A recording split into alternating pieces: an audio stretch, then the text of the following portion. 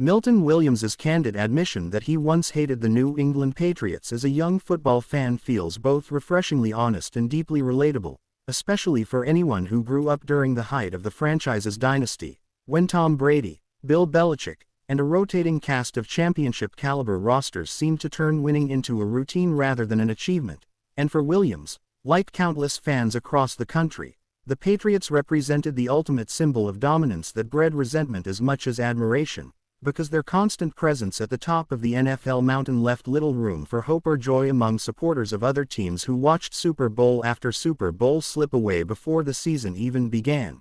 Growing up as a fan who loved the sport but rooted against the league's most successful franchise, Williams recalls how the Patriots felt inevitable, almost mechanical in their excellence, a team that always found a way to win close games, exploit mistakes, and crush the dreams of opponents in January, which naturally made them an easy target for frustration and dislike, especially for a young fan whose passion for football was shaped by emotion rather than analysis. Williams's comments are not rooted in bitterness so much as perspective, reflecting how dominance in sports often creates villains by default, and how the Patriots' sustained success during the 2000s and 2010s forged an entire generation of fans who either worshipped the team or eagerly awaited its downfall, with little middle ground in between. What makes Williams's reflection compelling is how time and experience have softened that youthful disdain into something closer to respect, as he now understands the discipline, preparation, and relentless competitiveness required to maintain excellence for so long in a league built on parity,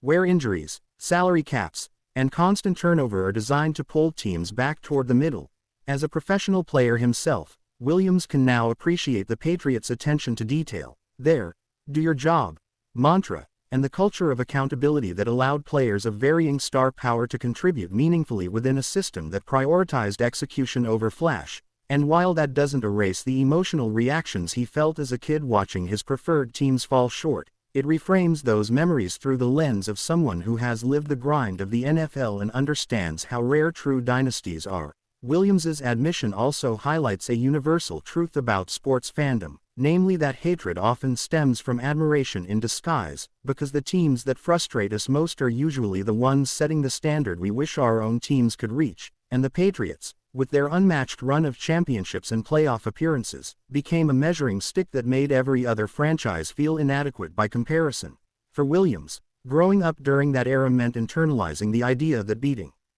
New England was the ultimate accomplishment, a rite of passage that validated a team's legitimacy, and that mindset followed him into his own football journey, where competing at the highest level meant embracing the challenge rather than resenting it. Now, looking back, Williams can smile at the intensity of his younger self, recognizing that sports hatred is often part of what makes fandom meaningful, because it reflects emotional investment, loyalty, and the belief that outcomes matter deeply, even when they are out of one's control. In sharing this story publicly, Williams humanizes himself in a way that fans appreciate, reminding them that today's NFL players were once kids arguing over teams, groaning at televised highlights, and forming opinions based on heartbreak as much as logic. His perspective also underscores how narratives change once you step inside the league, where former villains become colleagues, opponents become peers, and the larger picture of what sustained success requires comes into focus. While Williams may never fully shed the instincts formed during his youth,